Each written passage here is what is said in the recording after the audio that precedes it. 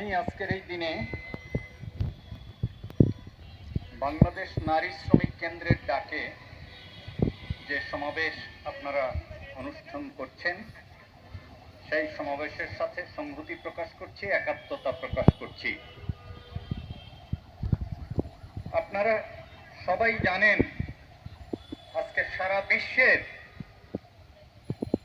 গৃহ নারী শ্রমিক যারা, তাদের যে দিবস, সেই দিবসে বাংলাদেশের নারী শ্রমিকরা কেমন আছে। বাংলাদেশের নারী শ্রমিকদের এক নম্বরের সমস্যা আমার চোখে হচ্ছে আত্মপরিচয়ের সমস্যা।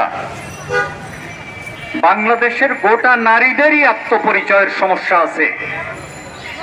এদেশে নারীদের কখনো দেবী, কখনো দাসী মনে করা হয়, মানুষ মনে করা হয় না কখনো।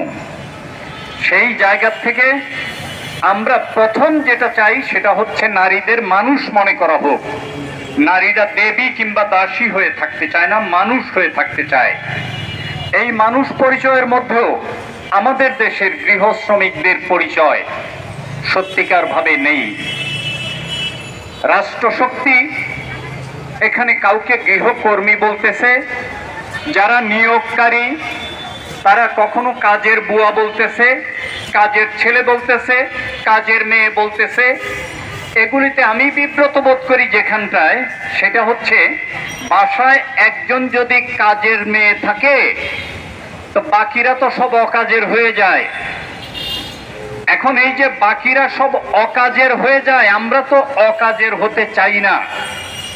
অকাজের আমরা হতে চাই না বলেই কেউ একজন মাত্র কাজের বুয়া, কাজের ছেলে, কাজের মেয়ে সব পরিচয়ে থাকুক, তা আমরা চাই না।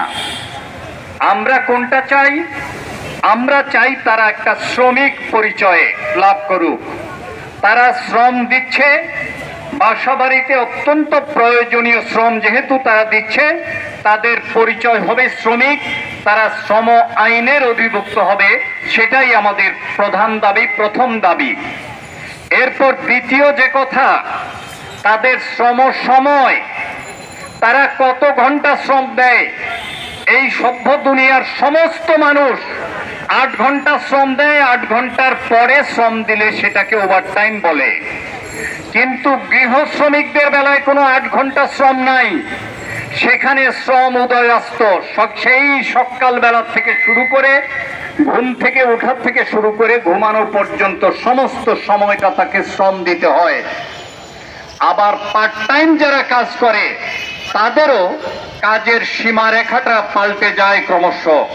সেই জন্যে আমরা মনে করি রাষ্ট্রের পক্ষ থেকে একটা সুনির্দিষ্টভাবে সাব্যস্ত থাকা উচিত যে এই হবে শ্রমের সময়, গৃহ শ্রমিকদের একটা শ্রম সময় সাব্যস্ত করা উচিত। এটাকে আমরা দ্বিতীয় সমস্যা মনে করি। তৃতীয় সমস্যা মনে করি শ্রম যে রাষ্ট্র নেয়, সামাজিকভাবে আমরা প্রত্যেক মানুষের পরিবারে যে সার্ভিসটা দেই, সেই সার্ভিসটাকে রাষ্ট্রশক্তি গণ্য করে না।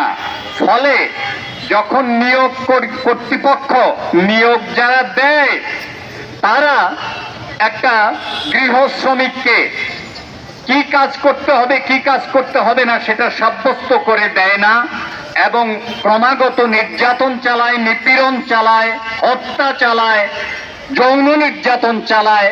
তখন তাদের বলবার মতো কোনো জায়গা থাকে না। আমরা একটা জায়গা চাই, যে জায়গায় গৃহ শ্রমিকরা গিয়ে অভিযোগ করতে পারবে, কথা বলতে পারবে যে আমার উপরে এই নির্যাতন নিপীড়ন চালানো হচ্ছে। সেই কথাটা বলতে পারার মতো একটা স্পেস দরকার। সেই স্পেসটা গৃহ শ্রমিকদের জন্য হোক, এটা চাই। এই সকল চাওয়া বাস্তবায়ন করার জন্য আসলে মা যেমন বাচ্চাকেও না কাঁদলে দুধ দেয় না, গৃহ শ্রমিকদেরও চিৎকার করতে হবে।